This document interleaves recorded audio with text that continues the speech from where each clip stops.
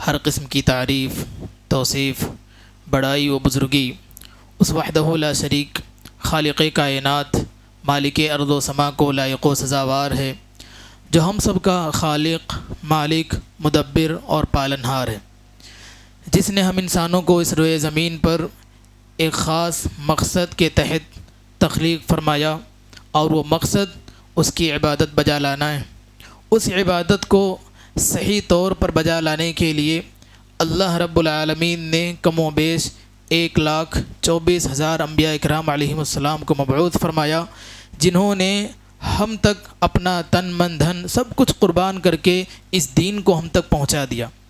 درود و سلام ان تمام انبیاء کرام پر، خصوصاً ہمارے اور آپ کے آخری نبی جناب محمد رسول اللہ صلی اللہ علیہ وسلم پر۔ اللہم صلی علی محمد وعلی آل محمد کما صلیت علی ابراہیم وعلی آل ابراہیم انک حمید مجید۔ اللہم بارک علی محمد وعلی آل محمد کما بارکت علی ابراہیم وعلی آل ابراہیم انک حمید مجید۔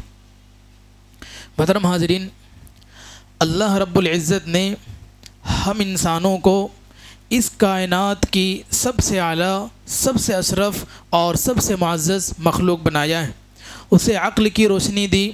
شعور کی دولت سے نوازا، اور اس کائنات کی بڑی بڑی قوتوں کو اس کے فائدے کے لیے مسخر کر دیا، اس کے ماتحت اسے رکھ دیا، جس کے ماتحتی میں، انسانوں کے ماتحتی میں وہ چیزیں چلتی ہیں۔ لیکن تاریخ انسانی کا اگر مطالعہ کیا جائے تو ایک عجیب المیہ ہمارے سامنے آتا ہے کہ جب بھی انسان کا رشتہ اپنے پیدا کرنے والے خالق اور مالک سے کمزور ہو جاتا ہے تو وہ خوف، وہم اور مایوسی کے ایسے اندھیروں میں جا گرتا ہے جہاں اسے اپنی خود کی حقیقت سمجھ میں نہیں آتی ہے، اور وہ خود کیا ہے، اللہ نے اسے کیوں بنایا ہے، اس کی پیدائش کا مقصد کیا ہے، وہ ان ساری چیزوں کو بھول بیٹھتا ہے۔ آج کا انسان اگر ہم غور کریں تو مادی طور پر وہ اتنا عروج پر ہے کہ سائنس اور ٹیکنالوجی کے دور میں جیتا ہوا انسان، چاند اور ستاروں تک پہنچنے والا انسان، کائنات کے اسرار اور رموز کو سمجھنے کا دعویٰ کر رہا ہے۔ ہر باریک بین کا مشاہدہ کرتے ہوئے وہ ایک الگ اور اوپر جتنا ہو سکتا ہے اعلیٰ درجے پر جانے کی کوشش میں لگا ہوا ہے۔ لیکن وہی ایک انسان اگر اس کے دل کے اندر جھانک کر دیکھا جائے تو یہ ذہنی طور پر اتنا ہی کھوکھلا، کمزور اور خوفزدہ نظر آتا ہے۔ اسی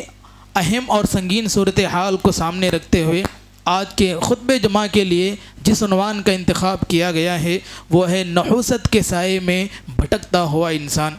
محترم حاضرین، اگر ہم ذرا غور کریں تو اپنے ارد گرد کے معاشرے کا جائزہ لیتے ہوئے یہ بات ہمیں معلوم ہوگی کہ آج کے اس ترقی یافتہ دور میں بھی انسان نے اپنے ہاتھوں سے وہم اور خوف کے ایسے بت تراش لیے ہیں جن کے فرضی سائے تلے اور وہ دن رات سسک رہا ہے، تڑپ رہا ہے،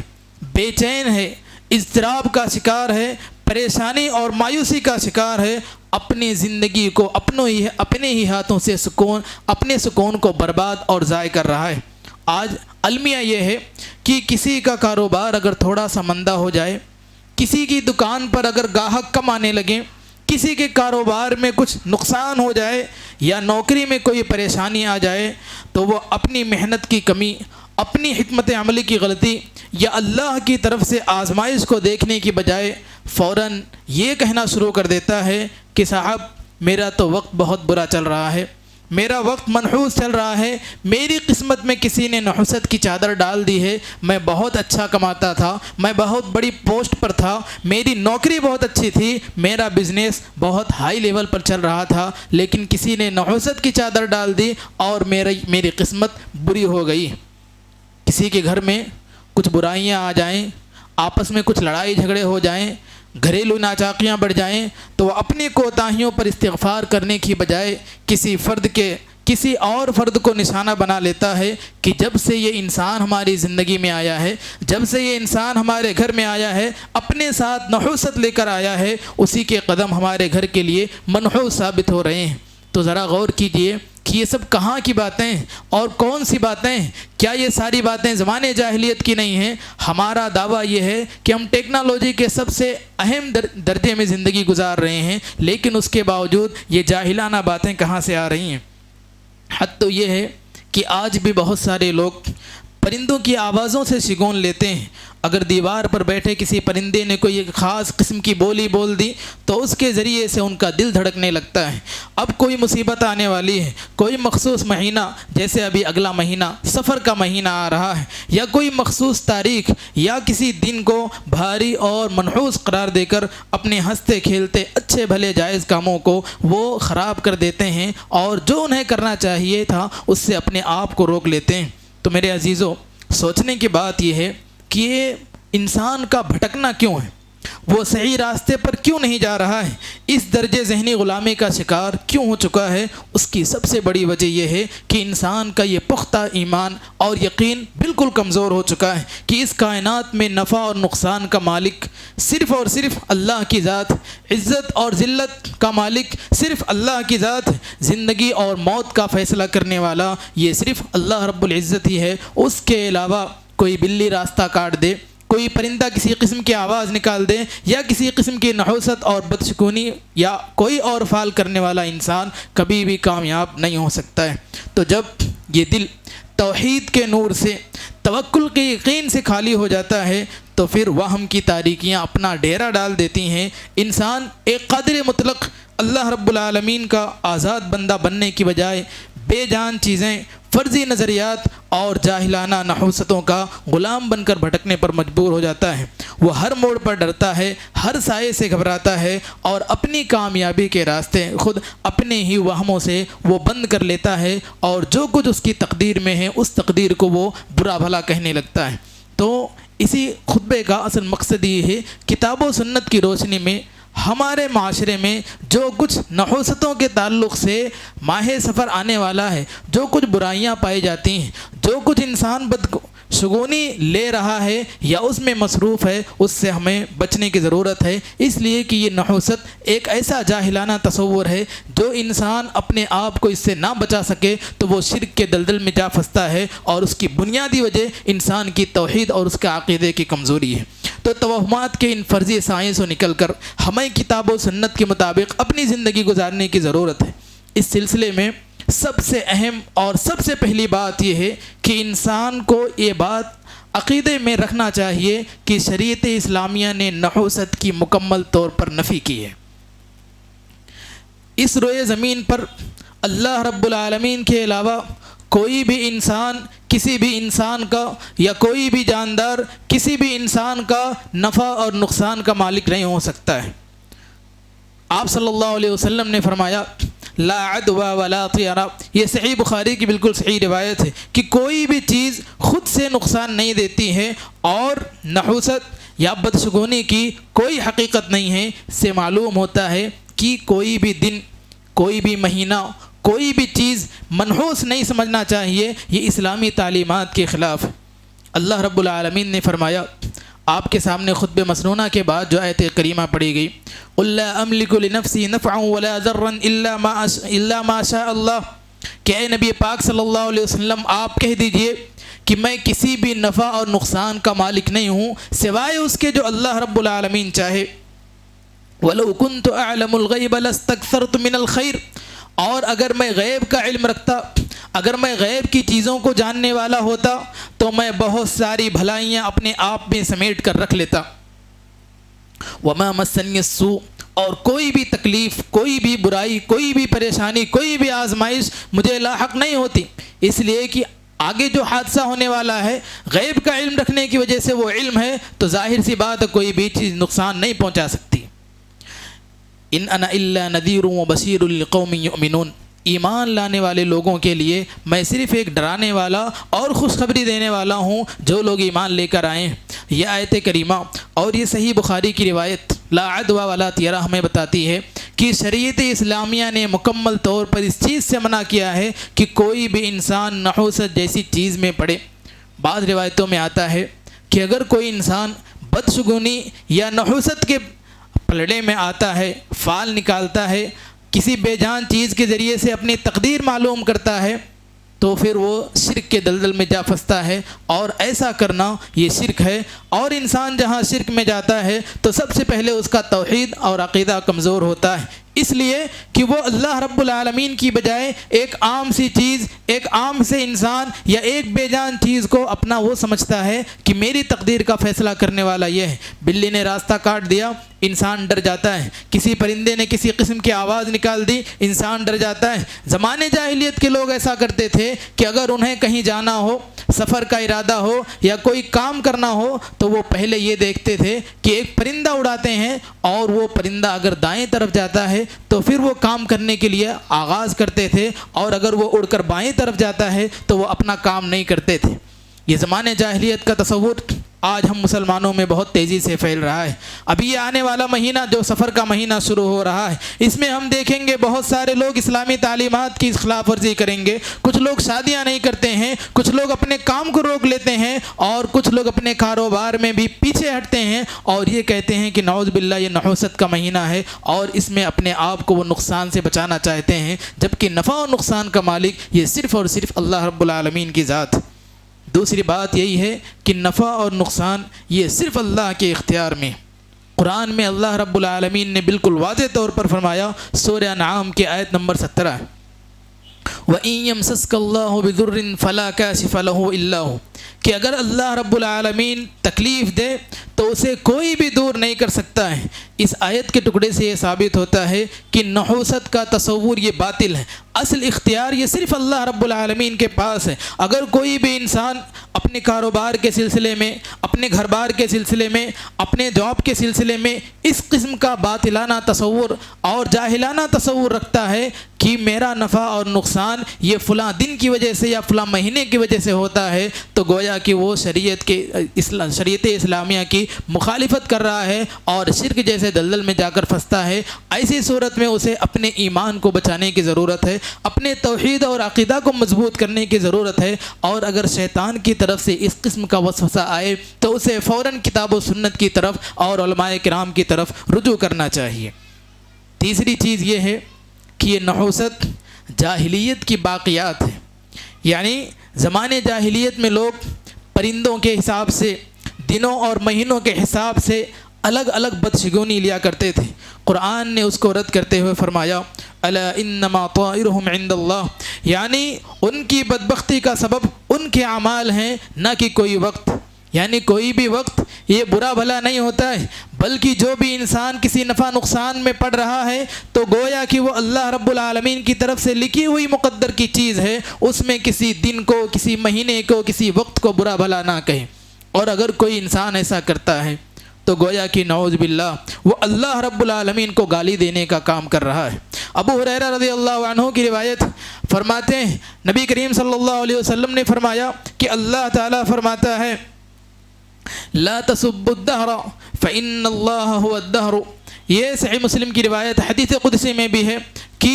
ابن آدم مجھے تکلیف پہنچاتا ہے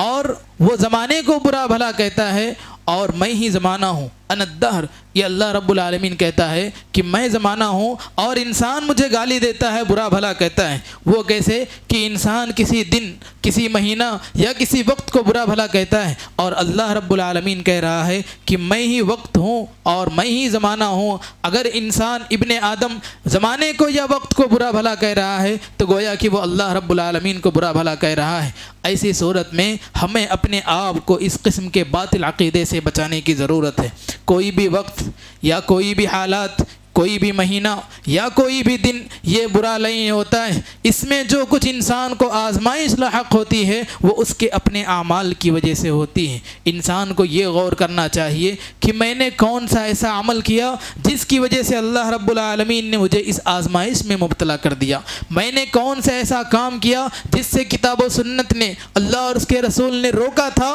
اور میں نہیں رکا، اس کے بدلے میں کہیں ایسا تو نہیں کہ اللہ رب العالمین نے مجھے فلاں قسم کے عذاب میں مبتلا کر دیا۔ اسی طرح یہ بدشگونی ایک ایسی نحوست ہے اور ایک ایسا برا عمل ہے کہ اگر انسان اس سے باز نہ آئے تو وہ شرک تک پہنچ جاتا ہے۔ نبی کریم صلی اللہ علیہ وسلم نے فرمایا، الطیرۃ شرکن، کہ بدشگونی یہ شرک ہے۔ جب انسان کسی چیز کو اثر انداز سمجھنے لگتا ہے تو وہ اللہ کے اختیار میں دوسروں کو شریک کرنے لگتا ہے۔ ایک انسان کسی بیماری میں مبتلا ہے، ڈاکٹر کے ذریعے سے علاج نہیں ہو رہا ہے، وہ جا کر کے کسی قبر پرست کے پاس، کسی بابا، کسی فقیر کے پاس جا کر کے ایک تعویذ بنواتا ہے، اور تعویذ لگانے کے بعد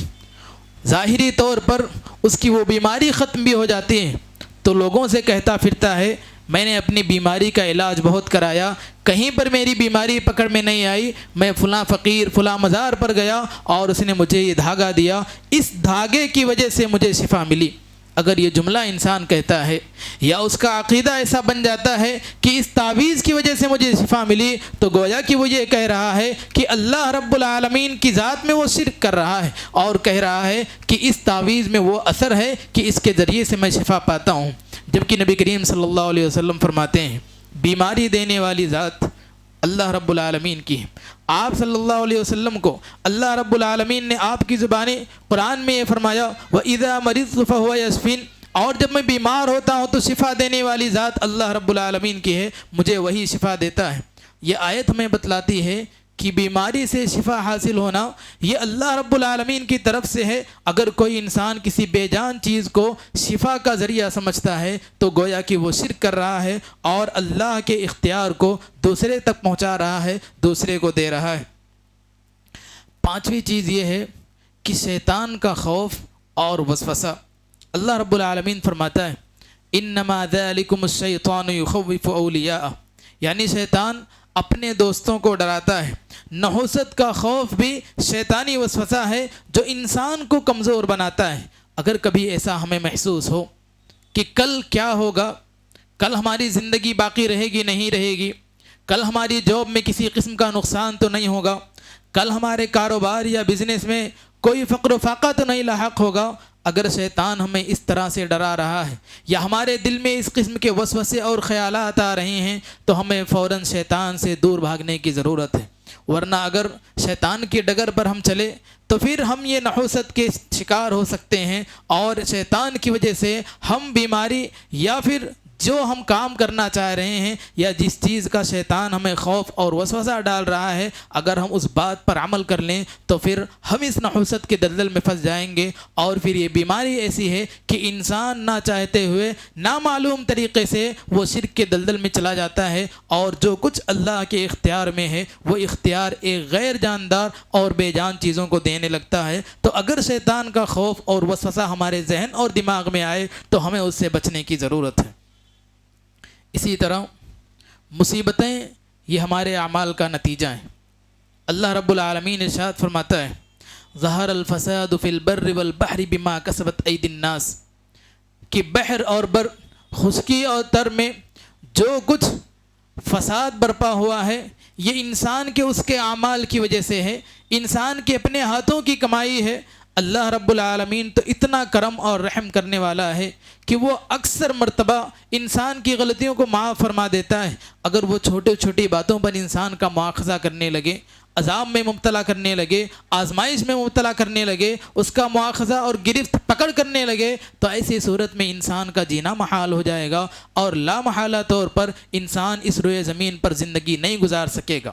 اسی لیے جو کچھ مصیبتیں آتی ہیں وہ ہمارے اپنے اعمال کا، ہمارے اپنے کرتوت کا نتیجہ ہوتی ہیں۔ اللہ رب العالمین اس کے ذریعے سے ہمیں وارننگ دینا چاہتا ہے کہ فلاں قسم کی غلطی کی وجہ سے یہ آزمائش آئی ہے، اگر اس سے باز نہیں آئیں گے تو کہیں نہ ہو اس سے بڑی آزمائش، مصیبت اور عذاب ہمارے اوپر آ جائے۔ ما اصابک من سیئۃ فمن نفسک، جو بھی برائی تمہیں پہنچتی ہے وہ تمہارے اپنے اعمال کی وجہ سے ہوتی ہے۔ انسان کو اپنی غلطیوں کو چھوڑ کر نحوست کو ذمہ دار ٹھہرانا، وقت کو برا بھلا کہنا، دن کو برا بھلا کہنا، مہینے یا سال کو برا بھلا کہنا، یہ کسی بھی صورت مناسب نہیں ہے کہ انسان کا کاروبار بہت اچھا چل رہا ہو تو وہ کہے کہ میرا وقت بہت اچھا ہے، اور آزمائش آ جائے تو وہ اس مہینے، اس دن یا پھر اس سال کو برا بھلا کہنے لگے اور اپنی قسمت یا تقدیر کو برا بھلا کہے۔ اس لیے کہ اگر انسان ایسا کرتا ہے، اپنی تقدیر کو برا بھلا کہتا ہے، تو جو اللہ رب العالمین، نبی صلی اللہ علیہ وسلم نے ایمان کے درجات بتلائے ہیں کہ انسان تقدیر پر ایمان لائے بغیر اپنے ایمان کو مکمل نہیں کر سکتا ہے، اور تقدیر کا یہ حصہ ہے کہ اس میں کچھ بری چیزیں ہیں، کچھ اچھی چیزیں ہیں۔ اگر ہمیں کسی قسم کی برائی لاحق ہو جائے تو ہمیں اپنے اعمال میں غور کرنے کی ضرورت ہے۔ ہمارے اپنے اعمال کی وجہ سے بعض مرتبہ اللہ رب العالمین ہمیں اس چیز سے بچانا چاہتا ہے۔ اسی طرح مومن کا راستہ یہ توکل اور حسن ظن کا راستہ ہے۔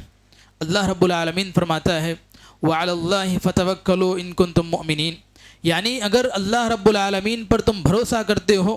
اگر تم مومن ہو تو صرف اللہ رب العالمین کی ذات پر بھروسہ کرو۔ ایک سچا مومن ہر حال میں، ہر وقت، ہر اعتبار سے وہ اللہ رب العالمین پر کامل یقین رکھتا ہے، نہ کہ وہم اور گمان پر۔ اگر انسان کے پاس شیطان کی طرف سے کسی قسم کا وسوسہ یا برا خیال آتا ہے تو وہ اس سے بھاگ کر کہتا ہے کہ میں ایمان لانے والا انسان ہوں اور میں اللہ رب العالمین کی ذات پر مکمل بھروسہ کرتا ہوں۔ جو شخص بھی اللہ کی ذات پر مکمل بھروسہ کرتا ہے، اللہ رب العالمین اس کے بھروسے کی وجہ سے کہیں نہ کہیں سے اس کے لیے بہتر راستہ نکال دیتا ہے۔ تو یہ مومن کی پہچان اور اس کا یہ شیوا ہے کہ اپنے ہر اعمال میں